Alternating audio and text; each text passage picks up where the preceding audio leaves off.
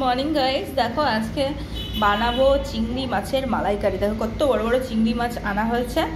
এখন এটাকে আমি নুন হলুদ সামান্য লঙ্কা দিয়ে মাখিয়ে রাখবো, তারপর দেখাচ্ছি। চিংড়ি মাছটা দেখো নুন হলুদ আর লঙ্কার গুঁড়ো দিয়ে মেখে রেখেছি স্বাদ অনুসারে। ঠিক আছে, তোমরা তোমাদের মতন করে নুন হলুদ মেখে রেখো।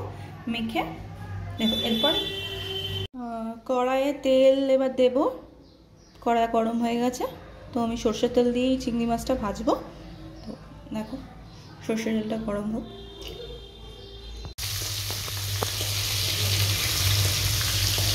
আমি চিংড়ি মাছগুলো এক এক করে ভেজে ভেজে তুলছি। তো পিঠটাই লাল লাল করে একটু ভেজে নিয়েছি, ভাজা হচ্ছে কিছুটা। চিংড়ি মাছগুলো ভাজা হয়ে গেছে অলরেডি। এবার আমি তেলের মধ্যে দেখো ফোড়নের জন্য এগুলো দিয়ে দিলাম, তেজপাতা, শুকনো লঙ্কা আর গরম মশলা দিয়ে একটু নেড়ে চেড়ে নিচ্ছি।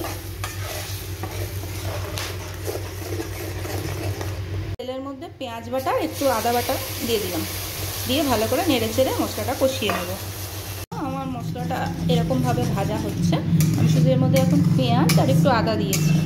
এরপর আমি একে একে করে মশলাগুলো দিতে থাকবো। পেঁয়াজটা ভাজা ভাজা হয়ে গেলে আমি এর মধ্যে টমেটো অ্যাড করলাম আর 2-4টে কাঁচা লঙ্কা চেরা দিয়ে দিলাম। নুন দিয়ে দিলাম স্বাদ মতন, জিরের গুঁড়ো তোমরা পরিমাণ মতন দিও, তোমাদের যতটা মনে হচ্ছে। একটু ধনের গুঁড়ো, হলুদ গুঁড়ো, কাশ্মীরি রেড চিলি পাউডার দিয়ে আমি ভালো করে মশলাটা নেড়ে চেড়ে কষিয়ে নেব। আমার মশলা থেকে তেলটা ছেড়ে গেছে, বুঝতে পারছো? এবার আমি নারকেলের যে দুধটা রেডি করে রেখেছিলাম সেটা দিয়ে দেব।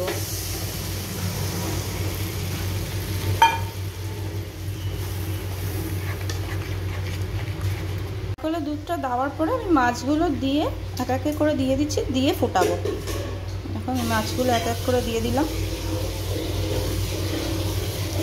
একটু ফুটলে জিনিসটাও ভালো হয়, ভেতরে ঢোকে, খেতেও স্বাদ লাগে। তো আমি সব মাছগুলো এক এক করে দিয়ে দিয়েছি। এবার এটা ভালো করে ফুটুক। ফুটলে দেখো সব মাছগুলো ডুবে ডুবে গেছে, দেখতেও ভালো লাগছে। আমার মাছটা ফুটছে, আমি একটুখানি চিনি দিয়ে দিলাম। তোমরা তোমাদের মতন করে চিনি দিও। এই মাছটা একটু মিষ্টি মিষ্টি হয়।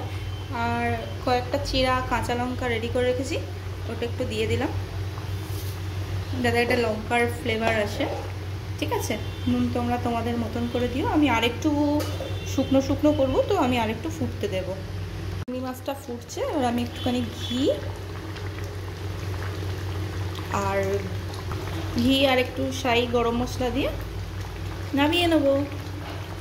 রেডি আমার চিংড়ি মাছের মালাইকারি। দেখো এটাই আমার চিংড়ি মাছের মালাইকারির ফাইনাল লুক। কেমন হয়েছে তোমরা অবশ্যই জানিও। তোমরা কেমনভাবে বানাও ওটাও আমাকে একটু শেয়ার করো, তাহলে আমিও একবার বানিয়ে দেখবো তোমাদের মতন করে। তো ভালো লাগলে অবশ্যই একটা লাইক আর সাবস্ক্রাইব করে দিও। Thanks for watching.